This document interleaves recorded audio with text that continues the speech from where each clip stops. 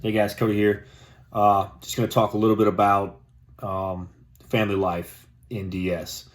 And with that, I'll note that as one caveat that I didn't have a family. I was single while I was in DS. However, several of my friends and colleagues did travel with families, and I have some knowledge of it, a good bit of knowledge of it. Technical knowledge, maybe not so much. I know there's some maintenance allowance. If you're separated from your family, you get extra pay, things like that. I'll touch on that a little bit. But that type of stuff, I don't know exact details, but the basics of it, I can give you a 10,000 foot view. So first question is, how does the State Department handle families? So it's a broad question, but I'll look at it two different ways. I look at it as domestic and overseas. So once you're done with training, you get assigned to a field office. The government will pay for you to move your family to your new location. So they'll pay for plane tickets for all your family. They'll pay for the move of your materials. They'll pay, I believe, to ship a car, or if you decide to drive, they'll pay you for the drive and the gas. There's I forget the term, but there's a house hunting. You can go house hunting. I don't know if you can do it as a new agent, but you get to your assignment, and I believe you can get up to 60 days to live in a hotel that the government will pay while you search for a house. That's one of those technical things I'm not 100% sure of. Those of you DS agents that watch these, maybe you can comment on that and let us know about the house hunting trips and whatever the name is for that 60-day window when you can get your new assignment and shop. But the State Department will pay for it.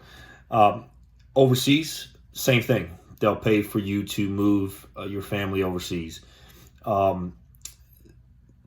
Most or many houses living overseas are furnished, not all. You can bring your own furniture over. There is a limit to the amount that you can bring, based on, I believe, the size of your family or the size of your place that you're given when you get to post. So families overseas can go with you to most posts, and by families I mean your spouse and your kids. Don't know if you're caring for an elderly or something like that, how that works. I believe there's something in place for it, but not sure. But spouses and children can definitely go.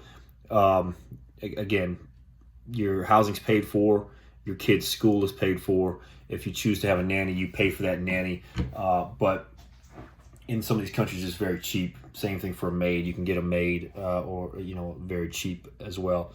But generally, families can go with you to traditional posts, and most of the State Department's posts are traditional.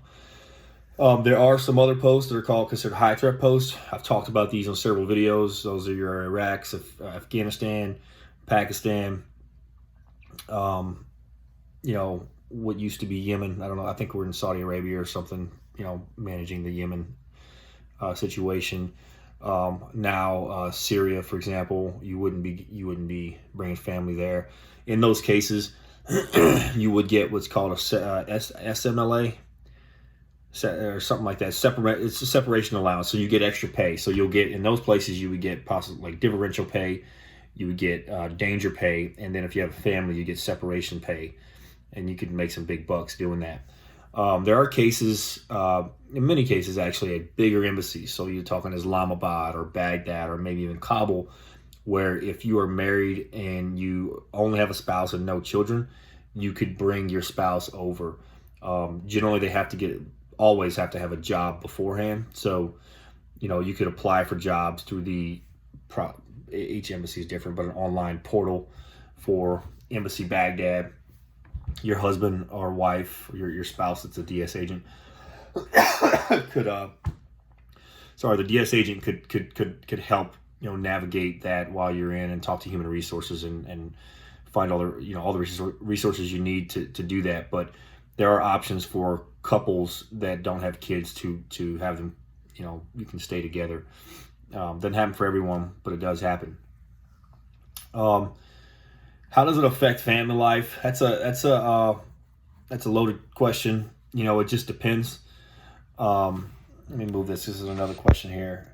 Okay, how does it affect family life, and how much are you home? So, if you're a domestic agent and you're at a headquarters tour, it depends on the office, but generally you're home. You're a 8 to 5, 8 to 6 regular job. If you're one of the desks or you need to travel, your travel could be for a few days or a week or two at a time and come back.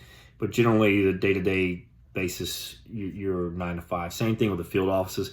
I mean, you're going to have times where you're going to be sent on a secretary's detail trip. You're going to be sent on protection trips. You might have protection in your hometown in which you work protection hours, which are, sun up to sundown usually.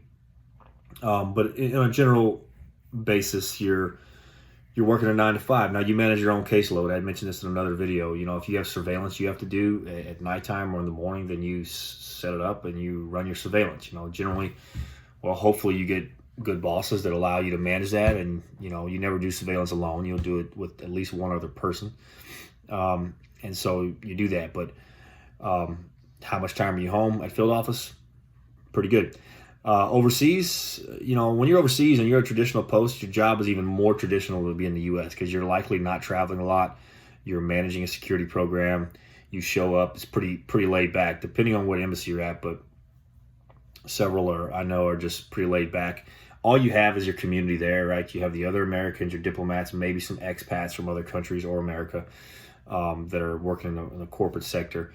And, so you're really limited to your friends and friendships. And so people kind of take it easy out there, show up at 8, 9, end at 5, and it's a pretty traditional style posts, style family life when you're at these traditional posts. If you are at a high threat post and you don't bring your family, or you do have a family like with kids, then you're doing a rotation, right? So you're going to go out for 3, 4, 5 months, come back, you'll have 3 weeks. I think there's 3-week R&Rs. So, 1 year tour, you come back for 3 weeks or go somewhere for 3 weeks. Government pays for it. And then you do that 3 times. They used to have things called RRBs, which are regional rest breaks. And I'm pretty sure they're done with those, but those are 7 days, so shorter. You still get the total amount of time. So you could do like two R&Rs and 3 RRBs or something like that, which again are shorter and they're in the region. But I'm not sure they're doing those anymore. Again, someone can comment if they are. One good thing that if you're at an overseas post, a traditional overseas post, let's say you're in Vienna, right? And there's a good lifestyle, good living in Vienna, Austria. And you decide, I want to go to a high threat post. I want to go to Iraq. I want to go to Baghdad. You can go to Baghdad and you can leave your family in Vienna, and the government will continue to foot the bill for the year for your apartment there. And in the case that you may have kids going to school, your kid could maintain, stay another year in school. It's particularly helpful if your kids are in high school or graduate in one of those kind of threshold years that are really important. You can do that. But yeah, so when you're overseas, it just depends if you're a traditional or a high threat post and how much time you're home. Now, if it's all based on assignment. So if you're secretary's detail, you're going to be gone a lot, a ton. So that's something to consider. If you're an MSD, it's possible that you're gone a ton. At least when you do your rotations, you could be out for 3 months, and then something pops up another 3 months. But secretary's detail in particular, those guys are working their tail off. And they're always looking for bodies. They're always looking for help, and they're gone. If you're single, do it. So you'll see the world. You'll make a ton of money, and you'll get a lot of experience out of it. So again, it matters what office you're in or what job you're in at the time. Programs for families. There are programs, there's jobs overseas for families. If you go to a traditional, I mentioned earlier, the high threat posts, you can apply for a job. And if if you're just a couple without kids, your spouse could possibly come over. But traditional embassies and consulates have jobs as well, right? So you could easily, if your wife's a nurse and it's a big consulate or a big embassy, then they could apply to be a nurse. They could apply to be an assistant or an office manager somewhere, or an assistant somewhere. There's a thing called a community liaison office and community liaison officer. and those are held by family members. Sometimes a big post is more than one, or there's deputies, so you could get into that. And those community liaison officers oftentimes do the events, whether it's just a holiday event or a gathering or some type of fun event for families at posts. The CLO usually does that. And the CLO of these posts, they're usually, at least in my experience, they're just really outgoing, social, extroverted people. And if you're getting assigned to a post or you're considering a post, you can write to the CLO and ask about housing and amenities and furniture and what events they have going on. The CLO is kind of oftentimes a central resource, even though they might not have all the answers for everything. So maybe a management or a general services question, but the CLO will usually be the person you can reach out to. At least I could to get help. So there's something to note. One thing I wanted to talk about a little bit, came out in a conversation that I had with someone, and it's called Tandem assignments. And so if you're a DS agent and your wife or husband is a DS agent or a foreign service officer or a foreign service specialist, you can travel together and live together in many cases. When you apply, if you're both with the department, there's things to consider. Number one, you're likely to get an assignment you choose, but those assignments are very limited, right? So say there's 60 assignments out there, but for your position as a DS agent and your wife's position as a